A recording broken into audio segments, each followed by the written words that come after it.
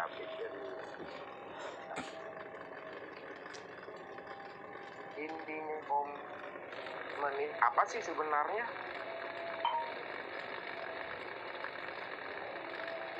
Bagaimana?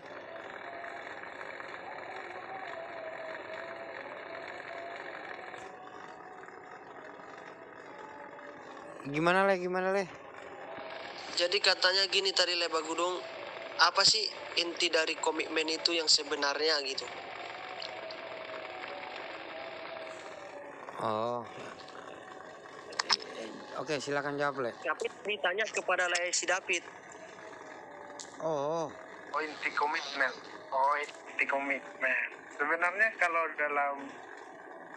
dalam komitmen untuk berpacaran itu sebenarnya komitmen itu bagaimana kita mengarah ke pernikahan. Komitmennya pertama-tama ketika masih dalam tahap pacaran, ya komitmennya sampai di sana, dan juga bagaimana kita berkomitmen untuk di dalam pasangan itu dapat menjadikan pasangan itu lebih dekat dengan Tuhan sebenarnya, dapat mengenal pribadi satu sama lainnya. Di dalam perjalanan untuk berkomitmen tentu banyak tantangan dalam pacaran juga, mungkin pribadi, mungkin permasalahan sifat, karakter dan lain-lainnya. Itulah yang yang akan yang didalami gitu selama masih dalam tahap berkomitmen untuk mencapai pernikahan gitu. Dan komitmen seperti yang tadi, dan komitmen pada dasarnya itu ya sebenarnya bagaimana hubungan itu kita ke pasangan itu, komitmennya itu menjadikan Tuhan itu sebagai landasan dalam sebuah hubungan gitu.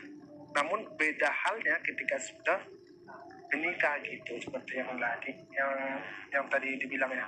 Ketika sudah menikah tentu ada permasalahan baru, ada tentu problem yang baru, dan itu semua akan dijelaskan di dalam pranikah. Itu semua akan dijelaskan di dalam pranikah. Dan juga seorang yang menkonselingi kita, ataupun baik itu pendeta ataupun pembimbing, itu akan menanyakan tentang kedalaman hubungan kita sebenarnya. Di situ nanti akan dipertanyakan sebenarnya apa sih tujuan daripada kita itu untuk menikah, apa sih komitmen kita untuk menikah, apakah ketika kita itu untuk menikah hanya untuk menambah anak atau menambah keturunan, atau hanya ya begitu aja lah karena memang manusia itu begitu adanya, ya memang harus berketurunan, atau hanya untuk menikmati memenuhi kebutuhan kedagingannya saja, atau biar dia tidak lari ke perempuan yang lain gonta-ganti pasangan. Ya di situ nanti dipertanyakan kedalaman daripada komitmen itu sendiri. Ya kalau masalah tentang komitmen itu tidak dibuat-buat untuk komitmen itu. Kita sendiri yang bagaimana kita berkomitmen untuk menjalani sebuah hubungan. Itu sih dari pandangan aku. Jadi begini Bang David, kenapa ada sebuah komitmen yang di umur yang kita, kalau kita umur cukup kita pasti komitmen kan untuk menjalin ke pernikahan, ke pernikahan. Tapi kenapa dibuat seperti komitmen untuk menuju ke pernikahan? Kenapa terjadi perceraian? Terjadi perceraian. Ya, di situ permasalahannya adalah kenapa terjadi permasalahan karena memang kita belum cukup dewasa dalam menghadapi suatu rumah tangga gitu.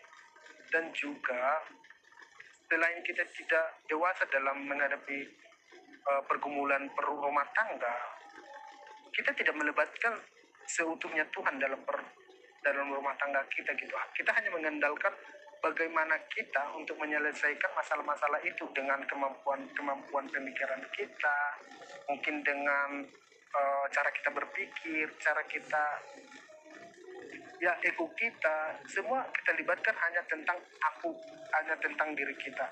Tidak bagaimana melibatkan cara pandang Tuhan, tidak melibatkan Tuhan dalam hubungan itu, maka terjadilah sebuah perceraian. Jadi kalau pertanyaannya gini, mungkin kita bisa lihat daripada janganlah daripada mungkin dari kalangan hamba Tuhan sekelas Benihin. kalau kita lihat beritanya, kenapa terjadi perceraian gitu, perselingkuhan di antara juga pendeta-pendeta? Karena apa? Karena memang pada dasarnya dia tidak mampu menahan egonya sendiri. Kita harus lihat bahwa ego manusia itu terhadap dirinya sendiri itu sangat banyak, baik itu ego untuk memenuhi nafsunya, memenuhi kebutuhan sekundernya, itu sangat banyak. Disitulah sebuah rumah tangga itu diuji gitu. Kesetiaan yang paling dibutuhkan di dalam sebuah rumah tangga. Ketika kita sudah mengenal kata setia dan tahu arti kata setia dan kita komitmen untuk setia, maka apapun mungkin permasalahan dalam rumah tangga itu, mungkin seberat apapun rumah tangga itu untuk menghadapi suatu pergumulan, baik itu sudah diambang-ambang kehancuran, dia akan tetap mengingat bahwa awal dia berkomitmen itu adalah untuk setia. Maka dia akan setia dengan hal itu gitu. Mungkin sakit bagi dia, mungkin itu akan mengikis bagaimana perasaan dia, mungkin dia akan emosi, tetapi ketika dia mengingat kembali janji-janjinya, komitmennya, kesetiaannya, ya maka dia tidak akan segampang untuk berpikir untuk bercerai. Dan orang yang bercerai itu memang orang yang tidak setia dan tidak berkomitmen. Itu aja kesimpulannya.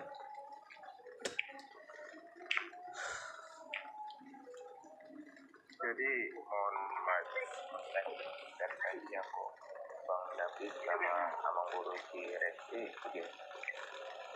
Dulu saya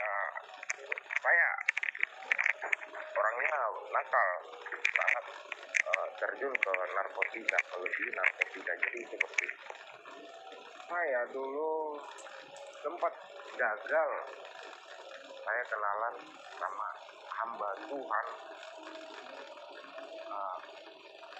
tetapi di Abang David di Abang Resti yang guru ini nguluman kami yang tangis. Kami kan di gereja itu kan tangis.